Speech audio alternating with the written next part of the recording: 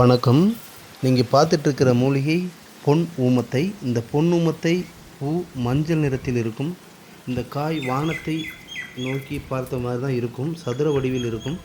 மற்ற ஊமத்தைகள் உருண்டையாக காய் காய்க்கும். இந்த ஊமத்தை மட்டும் சதுர வடிவில் மேல் நோக்கி இருக்கும், கூம்பு வடிவில் இருக்கும். இந்த பொன்னூமத்தை இந்த பொன்னூமத்தை வேரை சாபநிறுத்தி பெண்ணி உயிர் கொடுத்து எலுமிச்சம்பழம் பலி கொடுத்து இந்த வேரை பிடுங்க வேண்டும்.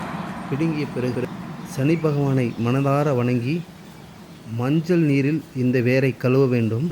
கழுவிய பிறகு நிழலில் உலர்த்தி கழுவிய பிறகு கருநீல நூலில் இந்த வேரை இடைவெளி இல்லாமல் சுற்ற வேண்டும்.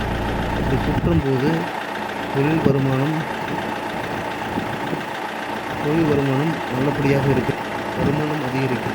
நீங்கள் தொழில் வருமானம் அதிகரிக்க வேண்டும் என்று சொல்லிக்கொண்டே இந்த நூலை அந்த வேரில் சுற்ற வேண்டும். கருநீலம் என்பது சனி பகவானின் நிறம். பொன்னூமத்தை வேருக்கு பொதுவாகவே பணத்தை வசியம் செய்யும் தன்மை உண்டு.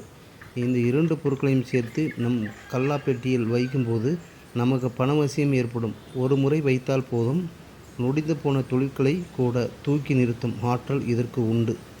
பொன்னூமத்தை இது மட்டும் இல்லாமல் இந்த வேரை தாயத்து செய்து வலது கரத்தில் கட்டி கொண்டால் தொழில்கள்